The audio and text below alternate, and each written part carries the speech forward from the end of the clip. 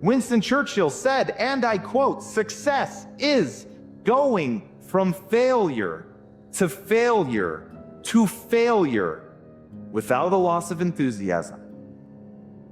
Doesn't matter if you win, that's not success. The success is going from the failure to the failure to the failure and still being excited to show up. It's like, this is how I liken success. Success is like love. You know the beautiful part about love? Getting the kicked out of you and then coming back for more. That's so optimistic. To be like, whoa, I just had my ass handed to me, and yet I want to be vulnerable again. I want to go through this again. I want to open myself up to this. I want to be touched by that. I want to feel that. Fucking people can get behind that, man. We can get excited about that. We want to be friends with people like that. We want to feel that in our own lives, that willingness to have tasted defeat and still come in open and not jaded. How beautiful is that? Belief. Your external world will always be a representation of your internal world, and that your internal world is made up of your beliefs, your convictions, if you like. Another word is faith. It's what you believe or what you have faith in deep down inside. To believe in what you have faith in, what interests you, what draws you, what fascinates you is critical. And another word is conviction. You have to believe that it is possible for you to accomplish the goal. You have to believe that it is possible for you to achieve it. For that reason, it's very important that you make your goal believable. Make it achievable. It's better to set a smaller goal at first and accomplish that, and then a larger goal and accomplish that, and then a larger goal and accomplish that. Passion and the drive has to be followed by an action. That's the hardest part. People don't want to have that action. Dreams want to live just like everybody else. And if you don't bring them to life, somebody else will. And you're going to be sitting there back thinking, man, I could have, I should have, I would have. Boy, you had your chance. You got to deliver. You got to have action. You got to deliver. So if your false identity says that you're a loser, you're a deadbeat, you're not deserving, you're a failure, you're not worthy, you will find evidence in the world to reinforce that. If your identity then says, I'm a winner, I'm deserving, deserve happiness, abundance, joy, success, and I will always find evidence in the world to find that. It starts off with rewriting your story. Be specific about how you want your life to look in the categories that matter. Write down specifically what you want your life to look. And then once you write that down, go, what are the habits that this needs to have in order to bring that story to life? When you bring that story to life, the false identity sheds and the new identity is developed. Get started and stay consistent. You have things to share with the world that only you can deliver. But you'll never experience them if all you replay in your mind are doubts and excuses on why going after your dreams now isn't a good time. You have what it takes. Get out of your own way. Don't count yourself out yet. Everything you want to achieve is possible. It might take time, effort, and discipline, but it's all within reach. Impossible is just a big word thrown around by small men. Find it easier to live in a world they've been given than to explore the power they have to change it. Impossible is not a fact, it's an opinion. Impossible is not a declaration, it's a dare. And all of us have this conflict going on at all times inside of us. And it's between two forces. And the first force is your survival instinct that's been with us for thousands, if not tens of thousands of years. Once this inject into you fear and doubt and worry and anxiety, it wants you to fight or flight. And that's kind of your voice of fear and your inner critic. And that's really loud. That voice is in your mind all the time. And then there's another voice, this second voice. And that voice has been written about and talked about by philosophers for thousands of years. And that voice has been called many names. It's been called your intuition. That voice is a little quieter. And that voice isn't in your head. A lot of times it shows up in your body. It shows up in your heart, gut, your chest. You feel that. And unfortunately, that first voice really drowns us out a lot of times. And the thing is that the voice of fear will lead you to a life that's too small.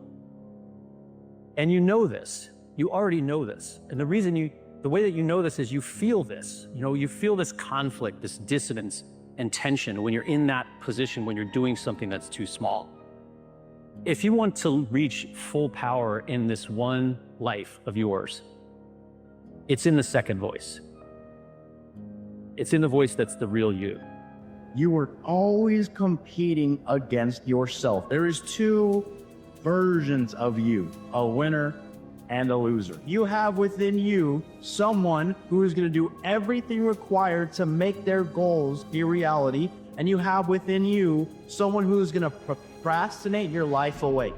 You have someone in you that is disciplined and focused, and you also have someone in you that is easily distracted and does not execute the plan.